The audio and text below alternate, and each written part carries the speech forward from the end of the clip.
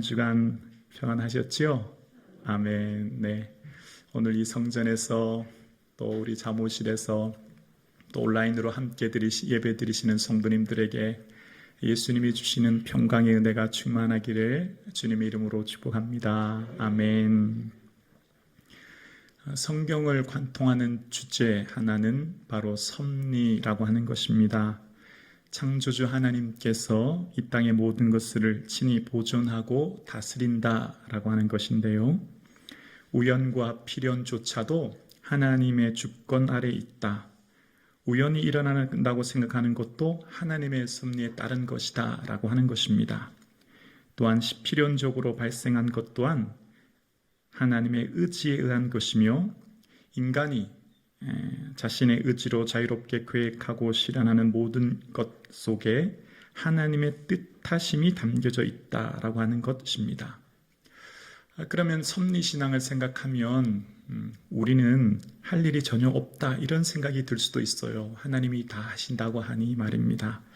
그런데 그렇지는 않습니다. 중요한 것 한 가지는 하나님께서 우리의 동의를 통해 일하신다는 거예요. 우리의 동의. 하나님께서 하나님의 일을 하실 때 우리의 동의를 통해 우리의 의지적인 결단을 통해 함께 주의 일을 이루어 가신다는 겁니다. 사도행전에 나타난 교회사는 하나님의 주권적인 섭리가 잘 드러나 있습니다. 성령님을 통하여 교회가 세워졌고 교회가 또한 박해 상황 가운데서도 견고히 서가며 마지막 하나님께서는 최후 승리를 얻게 하시는 내용이 바로 사도행전에 잘 기록되어 있죠. 그런데 오늘 본문을 묵상하면 조금 숨기고 싶은 좀 부끄러운 내용이 담겨져 있습니다. 어쩌면 옥의 피 같은 느낌이라고 할까요? 바울과 바나바의 입장에서 보면 좀 지우개로 지워졌으면 좋겠다라는 말씀이 오늘 본문이에요. 바울과 바나바가 서로 다투어서 헤어졌다는 게 핵심 내용이거든요. 우리가 잘 아는 바나바 정말 착하고 성령과 믿음이 충만한 사람이잖아요. 그리고 바울은 기적을 일으키는 능력의 종인데 어떻게 이런 일이 있나 생각이 듭니다. 오늘 본문의 전체적인 배경은 이전 예루살렘 공회에서 결정된 그 편지를 가지고 그 세워진 안디옥 교회에 도착한 바울과 바나바 그리고 유다와 실라는 교회를 견고히 세우지요. 그리고 유다와 실라는 다시 예루살렘으로 돌아가고 바울과 바나바는 남아서 이제 교회를 가르칩니다. 그런 상황 가운데 선교 다녀오고 또 예루살렘 교회에 다녀온 지 며칠 안 됐는데 우리 생각 같으면 좀 편히 쉬고 조금 안식을 취해도 될 것 같은데 며칠 후에 바울이 뭐라고 하냐면 우리가 세웠던 교회에 다시 방문해서 어떤지 살펴보자. 그렇게 바나바에게 제안하는 거예요. 여러분 어떻습니까? 안디옥 교회 담임 목사인 바나바와 그 동역자인 바울 좀 편히 쉬고 목회하면서 조금 이렇게 여유 있게 목회해도 될 텐데 그들은 모든 기존의 기득권을 내려놓고 이제 다시 선교지를 향해 출발하려고 하는 모습을 봅니다. 오늘날과 같이 교통이 발달하지 않았기에 대부분 직접 걸어가야 했습니다. 도보의 먼 여행은 강도의 위험도 있고 바다를 건너야 할 때는 풍랑의 위험도 있습니다. 뿐만 아니라 여러분 지난번 기억하시죠? 그들을 별로 반갑게 여기지 않은 사람들도 있었습니다. 돌을 던져 죽이려고 하는 사람도 있었으니 썩 마음이 내키지 않은 일 아닙니까? 그럼에도 불구하고 바울은 그들을 향해 다시금 가보자 하는 그 마음의 열정을 보게 되어집니다. 특별히 오늘은 그들의 자발적인 결단으로 일어난 일입니다. 예전 처음 선교여행 갈 때 1차 선교여행은 성령님의 지시로 세워진 바울과 바나바 그리고 성령의 보내심을 받아 출발했지만 오늘은 그렇지 않아요. 바울의 의지적인 결단이 담겨져 있는 것을 보게 되어지죠. 그런 가운데 이제 바나바는 동의하고 근데 바나바가 한 가지 얘기하는 게 뭐죠? 마가를 데리고 가자는 겁니다. 그런데 여기서 이제 의견이 대립하는 거예요. 바울의 의견이 나와 있는데 마가는 밤빌리아에서 자기들을 떠나서 일을 함께하지 않은 사람을 데리고 가는 것이 옳지 않다. 이 바울의 의견이 딱 기록되어 있습니다. 예전에 밤빌리아에서 중도에 이탈하고 포기한 바울이 볼 때는 자격 미달자라는 거예요. 태도가 잘못되었다는 거죠. 그래서 도저히 안 되겠다라고 이야기합니다. 여기서 이제 두 사람의 어떤 성향, 어떤 가치의 중요성을 알 수 있는데요.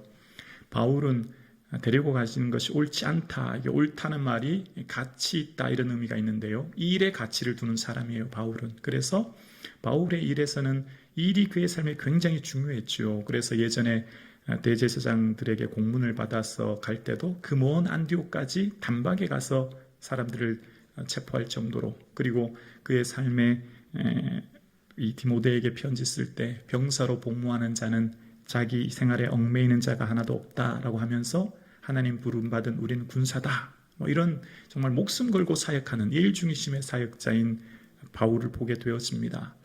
그런데 바나바는 조금 달라요. 바나바는 사람을 가치 있게 여기고 사람을 굉장히 중시하는 사람임을 알 수 있죠.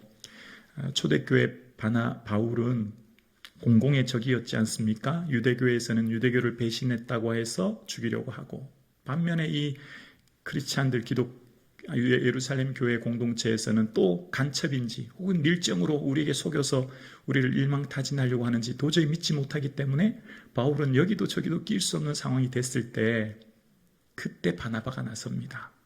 그때 어떻게 하죠? 보증이 되어줍니다. 신원 보증이 되어주죠. 그래서 바울을 예루살렘 교회에 소개함으로 그 공동체 일원이 되게 하죠. 이후에 바울이 유대교 사람들과 논쟁이 벌어지고 그것 때문에 바울을 죽이려고 할 때 바울을 고향 다소로 보냅니다. 학자들은 한 13년 집거했다고 하는데, 안디옥 교회 담임 목사인 바나바, 아쉬울 곳이 전혀 없지요, 목회하는데. 그런데 그가 누구를 생각합니까? 고향에서 혼자 집거하고 있는 바울을 직접 데리러 갑니다. 가는 길만 250km가 넘는 그 먼 길을 굳이 가서 바울을 안디옥까지 데리고 옵니다. 그리고 1년간 공동 목회합니다. 여기서 바나바의 중요한 게 여기는 가치를 알 수 있죠. 사람이 중요하다는 거예요. 그리고 사람을 세우는 것이 바나바의 중요한 가치였고, 오늘도 마찬가지죠. 마가가 중도 이탈자인 건 맞다. 실수했고 또 그의 삶의 믿음이 연약한 건 맞다. 그렇지만 다시 한번 기회 주자. 이게 바나바의 생각인 거였습니다. 다시 한번 마가에게 기회를 주자. 그런데 바울은 도저히 용납할 수 없었던 것을 오늘 본문에 봅니다. 여기서 말씀을 묵상하는데 설교 준비하기가 너무 힘들었습니다. 어떻게 이 두 사람은 서로의 의견을 철회하지 않고 양보하지 않고 끝끝내 대립하다가 심히 다투어서 갈라설 수 있을까? 이게 너무 좀 받아들여지고 이해되기가 어려웠습니다. 왜냐하면 1차 전도여행 때 거의 2년에 가까운 시간 동고동락하면서 죽을 고비를 넘기면서 얼마나 열심히 선교 사역했습니까? 그리고 바나바처럼 착하고 여유롭게 사람을 세워준다면 이번에도 좀 양보할 수 있을 것 같은데 하지 않았다는 거예요. 그래서 이 본문이 우리에게 마치 성격이 모난 사람들은 좀 튀어도 되고 갈등이 생겨도 되고 성격과 기질이 있어서 갈등이 있어도 괜찮다 그런 건 얘기하는가? 그거는 아니죠. 그래서 오늘 본문을 다시 한번 또 생각했습니다. 그러면서 심히 다투어라고 하는 것을 이제 원어를 한번 살펴보았어요. 우리는 부사가 붙어서 심히 다투다 두 글자로 되어 있지만 헬라어는 딱 한 글자가 기록되어 있더라고요. 파록시스모스라고 하는 단어 딱 한 글자가 기록되어 있습니다. 이 글은, 이 헬라어는 다툼이라는 단어도 있지만 격려라는 의미도 담겨져 있는 거예요. 그러니까 한 단어에 두 가지 뜻이 담겨져 있는 거죠. 우리랑 조금 다른 상황이죠. 그래서 오늘 본문에 이 파록시스모스가 기록되어 있고 유일하게 한 곳 또 기록되어 있는 것이 히브리서 10장에 딱 한 번, 그렇게 두 번 기록되어 있더라고요. 그래서 히브리서 10장에는 서로 돌아보아 사랑과 선행을 격려하며 라고 할 때 그 격려가 이 파록시스모스였던 거예요. 그래서 다시 말씀을 한번 곰곰이 묵상했습니다. 바울과 바나바가 의견이 대립해서 서로 철회하지 않은 것도 맞고 갈라선 것도 맞는데, 그런데 의견이 실패해서 헤어질 때 다시는 얼굴을 안 볼 사람처럼 원수지간으로 헤어진 게 아니라 서로 격려하면서 당신의 의견도 존중합니다. 바울 당신의 말도 맞는 것 같습니다. 바나바 당신의 말도 맞는 것 같습니다. 라고 하고 서로가 관계가 깨어지지 않은 상태여서 헤어지지 않았겠나? 라고 묵상하게 된 거예요. 그렇게 묵상하고 난 뒤에 다시 한번 이 바울과 바나바의 선교 일정을 다시 한번 쭉 살펴보게 되었어요. 바로 사도행전 16장 다음 장까지요. 그런데 깨닫는 것 한 가지가 있었습니다. 바로 성령 안에 있는 사람들은 서로의 생각 차이로 갈등이 생기고 결별될 수도 있지만 성령님은 그들을 통해 다른 계획을 가지고 일하신다라고 하는 거예요. 다시요. 성령 안에 있는 사람들은 서로 다른 생각으로 인하여 갈등이 생기고 혹 결별될 수도 있지만 성령님께서는 그들을 통하여 다른 계획을 가지고 일하신다라고 하는 것입니다. 이것이 바로 섭리신앙인 거죠. 오늘 본문의 내용의 결별의 내용이 바나바는 조카 마가를 데리고 이제 구브로 섬으로 갑니다. 그 이유는 1차 전도여행 때 세웠던 교회가 어떠한가 돌아보기 위해 이제 다시 간 거죠. 바나바가 남서진을 했기 때문에 바울은 그쪽 길로 다시 갈 수 없었고, 그래서 북쪽 터키 지역 수리아와 길리기아 쪽으로 이제 선교여행을 출발하게 되어집니다. 자, 그런데 여기서부터 이제 새로운 일들이 펼쳐지기 시작하는 거예요. 바울이 처음 출발할 때 의도는 뭐였죠? 1차 전도여행 때 세웠던 교회를 재방문해서 그들을 격려하는 게 목적이었죠. 그래서 출발했던 것입니다. 그런데 여기서부터 성령님의 새로운 사건, 이끄심을 발견하게 되어집니다. 바로 바울이 아시아에서 복음을 전하는데 이후 다음 장에 보면 성령님이 막으시는 거예요. 그리고 아시아 최서쪽 항구인 드로아 무시아에서 하나님께서 환상을 보여주시는데 마게도냐, 그러니까 유럽에서 사람들이 건너와서 도와달라라는 환상을 본 겁니다. 그래서 바울이 원래 계획은 자기가 세웠던 아시아에 세웠던 교회들만 돌아보는 것이었는데 애당초 계획과 달리 유럽까지 가게 된 거예요. 그리고 그 유럽에서 복음을 전하게 된 거죠. 바울의 원래 계획을 넘어선 하나님의 섭리를 보게 된 거예요. 그 분기점이 어디죠? 오늘 본문이에요. 바울과 바나바의 결별로부터 시작된 거예요. 그러니까 오늘 바울과 바나바의 결별로부터 시작된 이 분기점이 바나바를 통하여 원래 세웠던 교회를 돌아보게 하신 주님은 바울을 통하여 선교의 지경을 더 넓혀 가신 거죠. 그것은 바울이 애당초 계획했던 것도 아니고 생각했던 것도 아니라 성령님이 이끄시고 계획하시고 진행하시는 선교 사역인 것을 보게 되어집니다. 여기에 하나님의 놀라우신 섭리가 담겨져 있는 거죠. 우리가 볼 때는 바울과 바나바의 갈등으로 헤어졌으니 이것이 교회의 시험거리가 되고 둘 사이에는 관계가 끊어지지 않았겠나 생각하지만 오히려 이것을 통하여 그 둘을 통하여 하나님이 일하시는 것을 보게 되어집니다.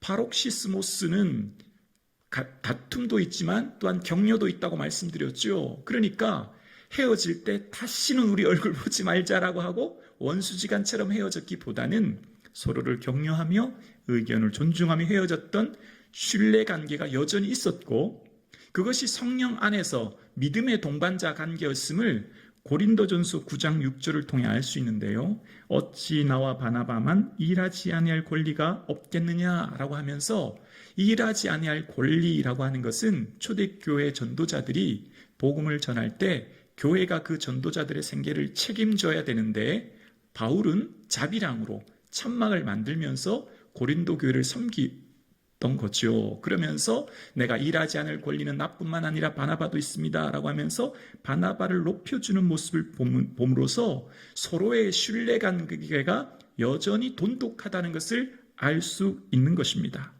그러면서 오늘 두 사람이 헤어짐으로 말미암아 우리는 이해되지 않는 이 사건을 통해 하나님의 주권적인 섭리를 깨닫게 되는 것입니다.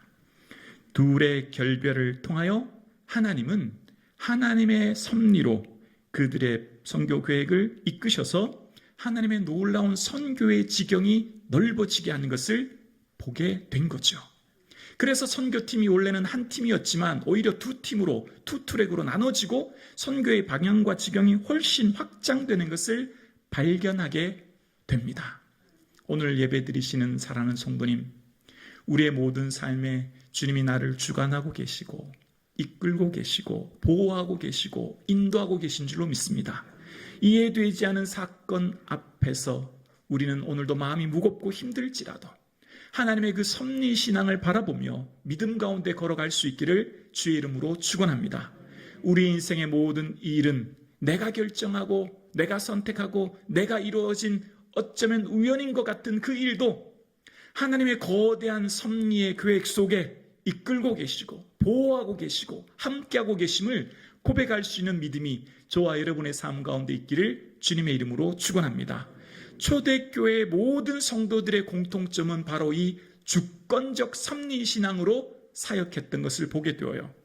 오늘 앞달락에 예루살렘 공회의에서 할례를 받아야 구원을 받느냐 아니면 하나님의 은혜로 구원을 받느냐 논쟁이 벌어졌고, 그때 베드로의 변론과 이후 주님의 동생 야고보의 최종 결정을 통해 오직 은혜로 구원받습니다라고 결정하게 되었지요. 그 결정을 누가 내렸습니까? 예수님의 동생 야고보가 최종 결정을 내렸지요.